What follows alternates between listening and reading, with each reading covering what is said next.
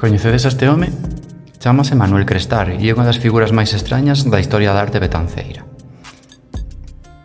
Manuel Crestar Díaz nace en Betanzos en 1900 e formará parte dunha familia moi ligada á cultura da cidade. Manuel participará activamente en diferentes medios de comunicación, aportando debuxos, ilustracións e caricaturas de todo tipo.